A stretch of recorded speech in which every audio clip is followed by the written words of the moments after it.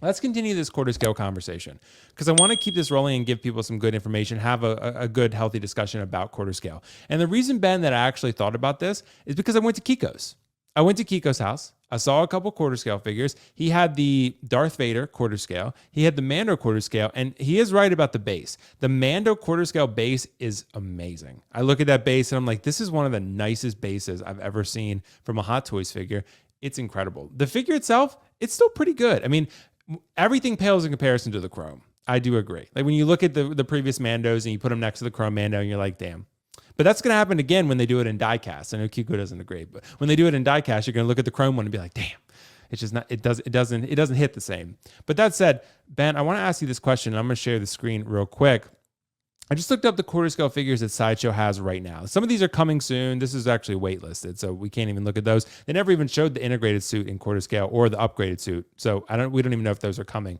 But these are the quarter scale figures that Sideshow actually has or has on pre-order right now. Some of them are Groot, Grogu, so those are a little bit different, obviously. But are people sleeping on quarter scale? Are quarter scales really worth it? What do you think?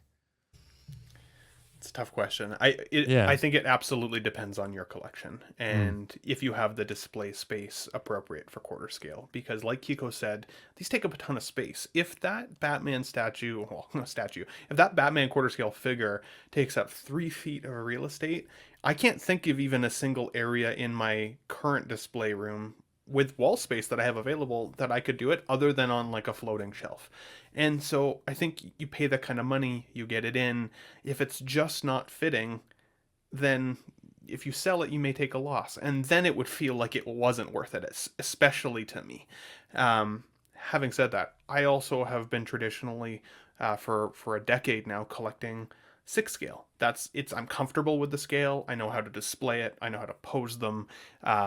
I have a lot of fun with them, and so to me, spending that extra chunk of change on kind of what feels like a gamble for the collection room, to me wouldn't feel worth it because I'm thinking I could get 2 6 scales for the same price, and have probably, if not more fun, at least the same amount of fun. I will say though that anything I think when it comes to is bigger better. Not necessarily, but for folks who aren't 6 scale collectors or people who don't necessarily collect what we like to collect in our community, if we had a friend come over who just likes movies and they come down to your collection room, oftentimes their eyes are going to be drawn to the statue or they're going to be drawn to the quarter scale. And for that type of feeling, that might feel kind of worth it because you're like, aha, yeah, it's paid the big bucks and it's getting the attention in the room. But that's not the reason I collect. I collect for me. If nobody ever saw my collection room ever again, I wouldn't care. I had this hard debate with myself because I've got the majority of my figures in the other room. And I was like, well, what should I display behind me for the folks who watch me on stream? right. And I hummed and hawed because when I sit out in my main room like 90% of the time, I can't see the figures in here. So, do I put my favorite figures in here to pretend like I've got all these great figures behind me when I stream with you guys? Or do I keep my favorite figures out in the living room and put whatever figures I want behind me? At the end of the day, it does not matter. It's how you enjoy your space, it's how you kind of enjoy your collection. So, I kept DC behind me. That's just what I stuck with. I think for the question, are they worth it? They're worth it if they're worth it to you. That might sound like a cop out, but it's not really. It should be about you and your individual collection and how you feel about your display when you go down. If you've got a space for it, if you've got a way to envision your collection, and I think it'll make sense, then the price isn't bad. And at least, unlike a statue that are very fixed in place, you can still tweak a quarter scale. You can still maneuver it to make it look a little different every once in a while as you go past it. Because for me, statues are they're too permanently fixed. If I don't absolutely love this, like the position or the pose that they're in, I think I'd get bored of it like real quick. One of my favorite things to do with Hot Toys is to tweak it every time I walk past, and every time it brings a new love and appreciation for that character. So for Yeah. me, they're not worth it, but I can understand why they would be for some folks in their collection. It's understandable because you're definitely on to something, Ben. And I want to bring this up because Kiko will remember this. We had a game night on Wednesday night where he invited a bunch of his friends from the area, from Tennessee, right? And we had a friend of his in the collection room. And I asked her, and I was like, hey, what figure are you really drawn to in this collection room? Because more often than not, and I didn't lead with this, but more often than not, like you said, Ben, people will absolutely go for the bigger pieces 100% of the time almost. And I'm just always like, okay, what would a non-collector really go for? What jumps out to you in this room? And funny enough, she didn't pick a bigger figure. She didn't pick a quarter scale figure. She didn't pick a statue. I think she picked the Night Monkey Spider-Man, actually. So I was like, what an interesting choice. Out of all the great figures that Kiko has, you pick out the one that's been heavily discounted for like a long time that like almost no one wanted. So it was really, really interesting. So, but more often than not, Ben, I do find that, like you said, people tend to go for the bigger pieces. You just told a community of collectors that a female walked into a collector room and liked the Night Monkey figure. That thing is going to go out of stock yeah, so dude, that quickly now. Sideshow's going to be like, thank you, WillFoxification, for selling that Night Monkey for us. Yeah, I don't even know if it's still in stock, but it might be. The blue bar is about to be coming out on that one. Real soon. Blue screen. Yeah, blue screen. So I can already see it next week. Go ahead. Oh, yeah. No. Go ahead. I was just going to say, I can already see it next week. So Night Monkey is waitlisted. Do we care? That's going to be the topic. Exactly. But we'll take all. If Night Monkey goes to waitlist, we're taking the credit for it. All of us, all three of us, we're taking the credit for Night Monkey. Let's roll. Yeah, let's do it. Kiko, well, you have a couple quarter scale Hot Toys. I've only owned one quarter scale Hot Toy. I had the quarter scale Joker Heath Ledger, and the only reason I sold it is because I had the Queen Studios one, and I had the third scale Queen Studios, and I just felt they were superior. That said, when I saw your quarter scale Hot Toys, especially the Darth Vader, I really, really loved it. And I was like, man, have I been sleeping on quarter scale? What do you think, Kiko? Are they worth it? Because you've had some. What do you think about this? They're not slept on. He's already said, is it worth it to you? And I know that's what people want to say. I'm never going to say, hey, if they really like them, don't get them. I'm not going to dictate what someone can buy or not buy. But here's my thing, is that the price point really scares a lot of people, I think, from this scale at all. And when you are looking at that, you have to say, what do I want to do with this? Do I want the opportunity to pose it? Because if so, then you can say, and we joke about the people that are good posers and not posers. I'm not a great poser. So when it comes to it, I know that for the price and for that scale, I can get a quarter scale figure in the best pose possible for the same price. Do I want to have a quarter scale figure that I can try to pose myself only to be disappointed and let down because I suck? So, I mean, what should I do on that? But it's going to come down to each person's preference and such.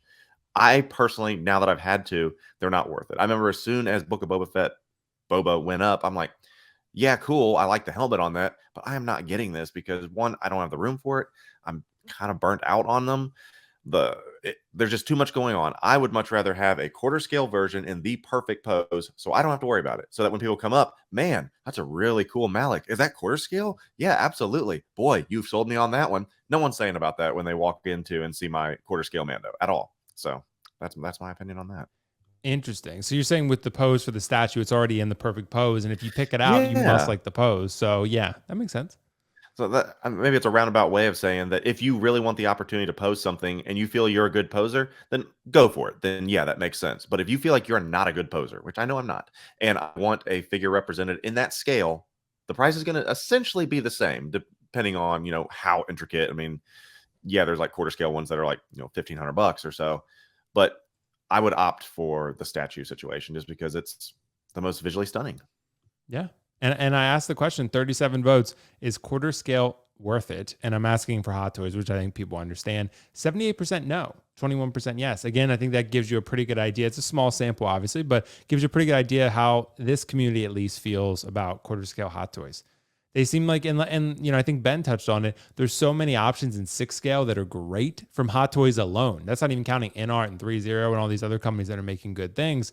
And then when people look at quarter scale, it seems like a luxury purchase. It's like, how does it fit in with my 1/6 scale collection? And, there's so many good options. It's just not on people's radar most of the time. Not saying they're not good. They're great. But I think they are slept on for that reason. But are they worth it? I don't know. That's, I guess, up to you guys to decide. I would say generally not, which is why they get discounted, because the community has pretty much already proclaimed that they're not worth it because they're not buying them. And Sideshow's like, all right, fuck it, we're going to discount it. So it's not worth what it's being asked for. And then the price is always getting lowered on every quarter scale pretty much ever. So Darth Vader might have been the only one that I think was not, maybe they're not making the right quarter scales or maybe not making them good enough, but I would assume Mando would still sell. I mean, they But pick no, bangers. I mean, they pick. It's not like they're saying. I mean, we joke about Ant-Man or whatever, but they're picking the lead characters in series and yeah, movies. You know, it's not like they're saying, "Oh, here's a quarter scale rocket." Well, here's a quarter scale Groot. Maybe that's not quarter a good scale example. rocket. Yeah, But yeah, Groot. it's like here's a quarter scale rocket. Enjoy that. Or here's a quarter scale Pelimoto from Book of Boba Fett. Hope you enjoyed that. Like no one's gonna buy that. Right. So, but they are the main titular characters out there. So I Yeah. have no clue. I'm wondering if maybe there's a small fraction of people that buy them day one that the margins take care of. They do it all essentially in the first couple of weeks that figures released. That by the time they've sold those, they're like, all right, we'll just discount the rest of them to get them out of inventory. So they make their money at the beginning. Yeah. Who knows? Fun thing to Yeah. speculate. You made a good point though earlier, even about that Christian Bale, that it has a bigger canvas to work with, and yet you feel like it looks less like Christian Bale than some of the Yeah, 6 scale but that's not the offerings. same, and that's one thing that's interesting about the quarter scale. It's like think how many of these quarter scale offerings don't have faces. And I mean, Right. granted, you do get a head sculpt on a lot of them. I mean, you get a Peter Parker, you get a Bale, but if you have a canvas like that, see what you can do to utilize it.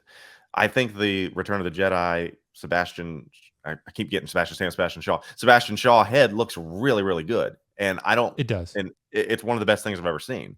So it's interesting. It's a fun Yeah. topic to think through. Yeah, it is. That's it, guys. Thank you so much for your contributions in the chat and contributions on that topic.